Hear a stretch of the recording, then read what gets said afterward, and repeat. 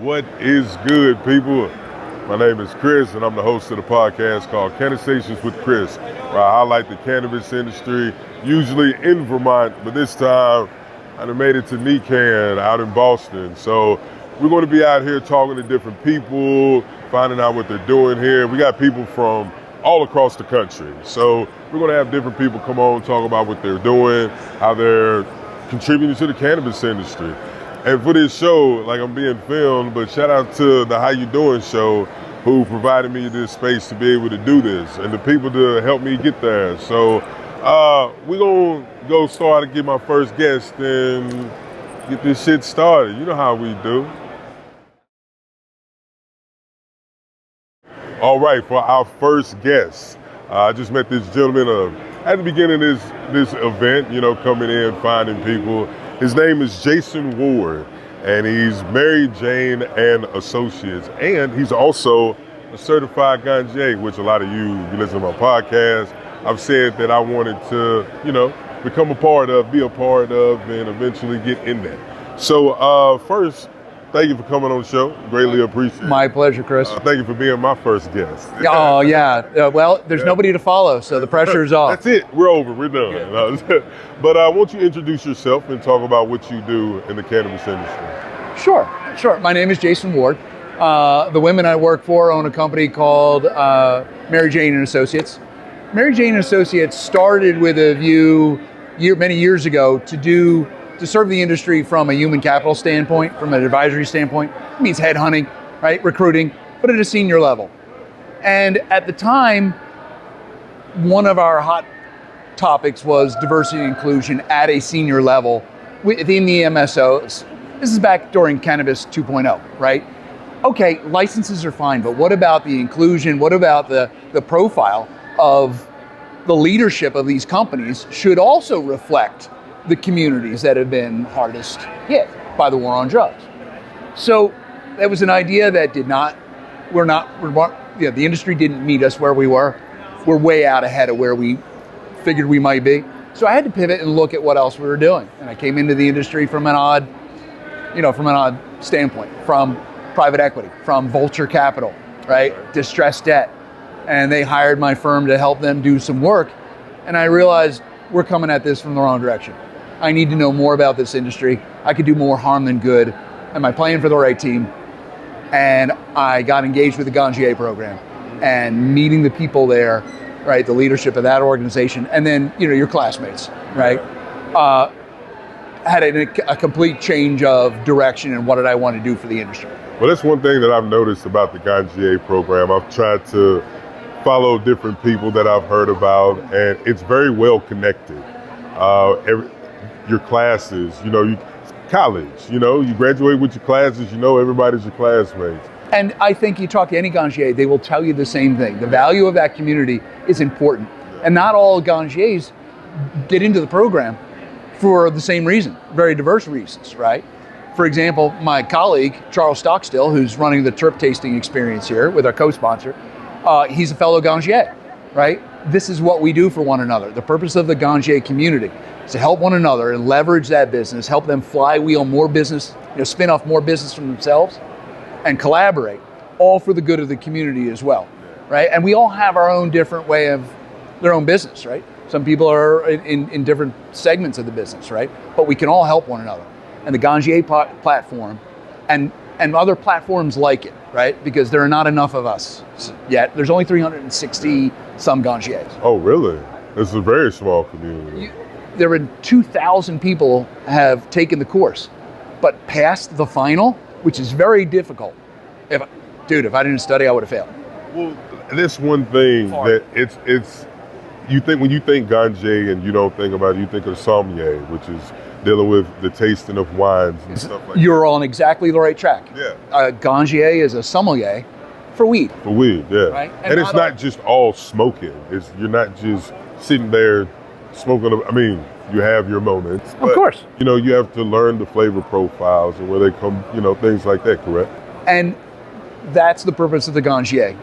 One of those baseline requirements, right? A meaningful relationship with the plant, right? So that you have some experience to speak from, right? But then guide from a place of humility and learning, right? And help people discover, destigmatize, and help people find the beneficial use for the plant that they could find. And it's going to be different for different people, right? And if we can enable that, that's the purpose of the Gangier community, right? So we have this community, and this is what we do for one another, right? Awesome. We help them and hoist each other up. Yeah, that's good. And it's a learning. I've learned that cannabis is also, it's not just like I said, it's not just smoking it. It's so many different ways. Yeah, that was a good point. And one of the things that's important is you think about that method of consumption, right? It's going to be different. Yeah. Some people like to smoke, some people vape, right? Tinctures, topicals, all of these modalities, right? Find what's right for you, find what works, and even though something works and it's something that's cultivar specific, right? What we used to call strain specific. Yeah. Something that used to be, will work for me when I smoke it doesn't mean it's going to metabolize and work the same way if I get it in an edible. But it's worth pursuing and figuring out what does work for you, even if it's variable from crop to crop, right? Yeah. Harvest to harvest, right? But once you start to dial that in a little bit, then you look at, for example, people my age, right? I think the preferred method of consumption with this destigmatized, topicals are approachable, tinctures are approachable, gummies, obviously, my wife and her business partners. But the other part of this is if you don't want to combust, and the deeper you get into the appreciation of the terpenes and the flavonoids in some cases and cannabis, right, you start to appreciate that for how good it is. It is. This weed is exquisite, man. I found people gravitate more for the flavor chasers. Yes. It's not so much about how stoned or high you get, it's the taste you get off of it. And of course, commercially what drove everything was THC. Yeah, exactly. Yeah.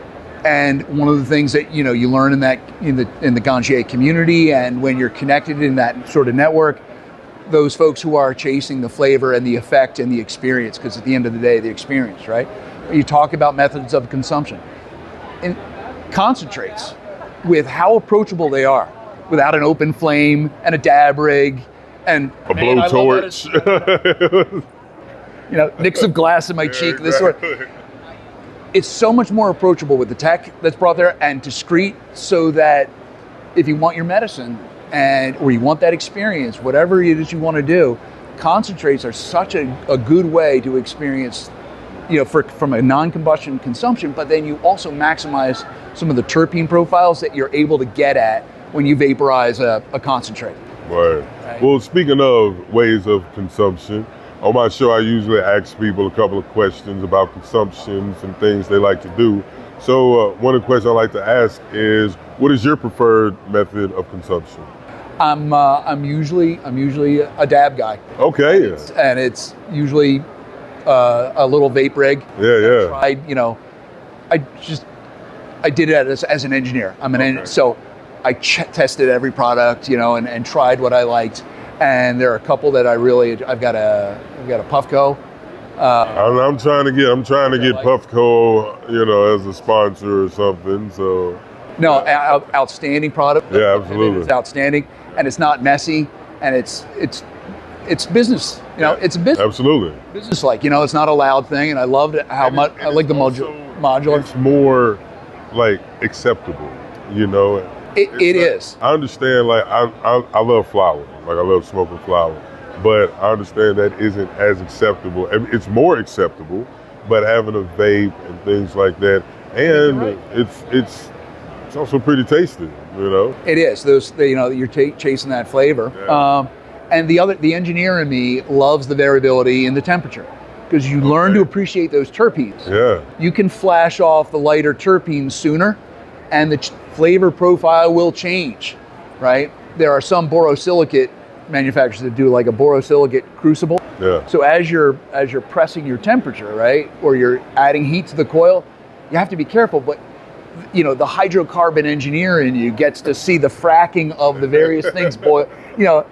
It's a fantastic, and it's fun, and it's kind of mad scientist stuff. But vaping is a lot of fun, and I think it's going to grow as a methodology. All right. So good old vaporizer does you right. Yeah, it does. All right. For the next question, when we smoke, we like to get the munchies. So what is a munchie that you like to eat on? If I'm in the kitchen, then it's spaghetti alla carbonara. Okay. You know, the right way with the egg yolks, no cream. You know, the way they do it in Italy. I got a chef background. Okay. Oh yeah, I know that's the real way. And, you know, it's easy to mess that up. It is. So if you're a little bit, you know, if I'm in the sleeve, I know better than to really try that sort of recipe because it's hard to do. And at that point, it's like, hey, I'll put steakums. It's like carbonara or steakums, man. Who cares? Gotta go for it. Yeah. Well, thank you so much for coming on the show, Jason. I greatly appreciate it. It's been a pleasure, Kris. Thank you. Yeah. Won't you tell them one way how to find you on Instagram and social media? You know what? The best way to follow me right now is on LinkedIn. Okay. Or that's social media. And on the Instagram side, as I'm building out this brand and I'm working with my fellow Gangiers, the scope keeps growing. So I don't want to commit to what we're doing until I have this nucleus and then look for something from the Gangier community. Okay. Jason Ward on LinkedIn. Yes. It's use Jason at Mary Jane and Associates. Okay. There you go. Email. Jason Ward on LinkedIn. I'm the only recruiter that'll come up for you. All right. Well, thank you again. Thank you for coming on. Appreciate it. Man, it's been great. We'll go get another guest real quick.